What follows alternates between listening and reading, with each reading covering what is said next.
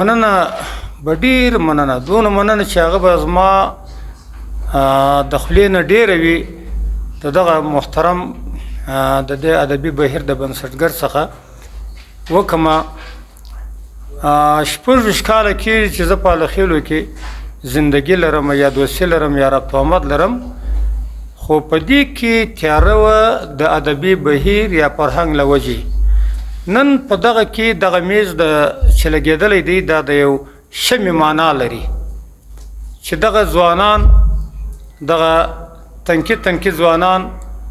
به سبا په لویو مشاعرو کې د ولایتو په مشاعرو کې د افغانستان په سطح په مشاعرو کې دوی ګډون کوي. په رسنیو کې به دوی خپل څهره ویني، په ټلویزیونو کې به ویني. دا به د شیش برکت وي، دا به د همدغه شمې برکت وي چې نن په دغه ځای باندې په توره تیاره کې دغه شمه لګېدلې ده، دا به د همدغه شمې برکت وي. نو ورونو خلاصه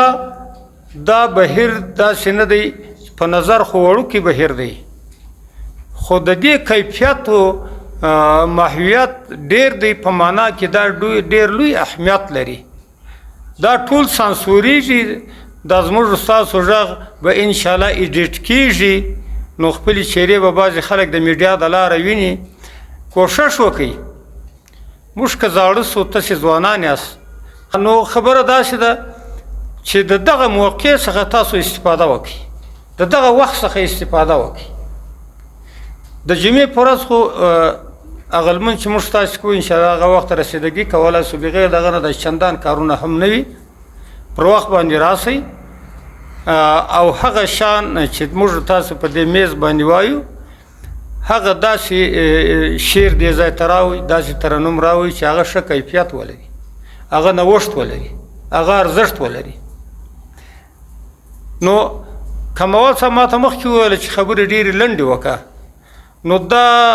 خبرې په دې ځای باندې ختموم چې دا ستاسو هره ترنم، هر شعر یقین باور وکړه الله زما په وجود خبر دی چې په بعض شعرو باندې زما د سترګو نه اوښکې راغلې. نو دې که کیفیت نه درلودی، اهمیت یې نه درلودی، داسې زړه نو زما هم نه دی چې هرې تیږې ته ژاړم.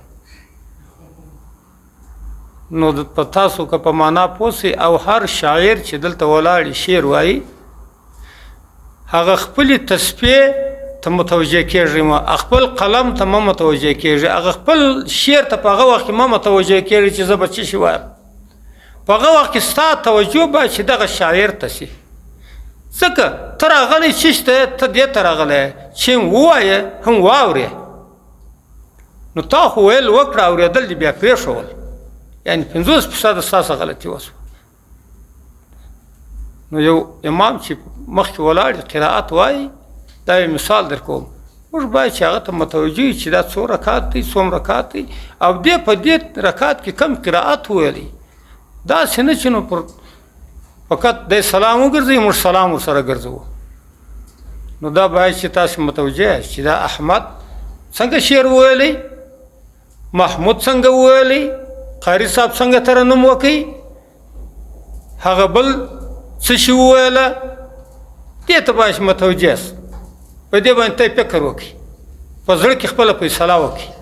چې دا د بیا ویلو د بیا اورېدلو و که نه و. یعنې بیا باید ووایي ښه خوند وکړي. ډېر شعرونه شته چې سړی دونه ورته دغه وي چې دا باید ما بیا اورېدلی وایي، سبا مې اورېدلی وایي، اوس مې اورېدلی وایي، بله ورځ مې اورېدلی وایي. داسې شعرونه هم شته چې هغه سړی داسې وایي چې دا که زه واورم فقط د وخت ضایع کېدل دي. خیر زه خو سپین ږیری یم، زما شعر به معنا او تفهیم مفهوم نه لري، خو خبره په دې ځای کې ده زمانه، یعنې زه فکر کوم چې زه 50 کلن سړی یم، زما نه ستاسو زمانه و ډېره ځیرکه ده. ځکه یو وخت کې موږ یو مایک د یو چا خولې ته نیوی، یو ریکارډر هغه مو نسو پیدا کوی، جادی نادر پښتون ته زه تلم هلته مې رانیوی، په $500 باندې ما یو داسې کوچنی شی رانیوی. یو ټایپ به مو د یو چا نه راغوښتی، یو بل شی چې موږ دا ثبت وکړو. ایډیټ ته مو ډېر ضرورت درلود، خو یو ډیوکام کامره ما په 1,80,000 روپۍ رانیولې ده. نن واړه شیان دومره پیدا سوه نو زه دا وایم چې ستا ذهن ته د ما نه وړې ستا ذهن هم زما نه قوي دی زما حافظه 50% ختمه شوې ده 50 د ستا د سل پوره ده سبا به نام خدا د دغه بهیر نه د دغه بنسټګر نه تاسې په میډیا کې ناست یاست تاسې به په مجلسو تلویزیونو محلو کې ناست یاست تاسې به سیاسي مشران جوړېږي خو سبا بیا دغه شم وي دا وینې دا لګېږي چې دلته نو هیله در څه کوم چې ښه په شوق ذوق لکه یو مدرسې ته چې د درس لپاره ځئ د یو استاذ په مخ کې لکه یو مکتب ته چې ځئ په داسې سترګه دلته دې ځای ته وګورئ چې زه خو یو صنف ته داخلېږم زما لایحه د وظایفو باید چې دا وي زه معلم څخه اجازه واخلم چې وځم او زه چې راځم او زه څنګه کوم نورې زه خپلې خبرې په دې ځای پای ته رسوم اوس مې هم ډېر زحمت درکړي اوس مې هم ډېرې وکړلې باید دونه خبرې ما نه وای کړې بس الله پاک دې ژوند درکړي خدای مو راته ژوندي لره السلام علیکم ورحمت الله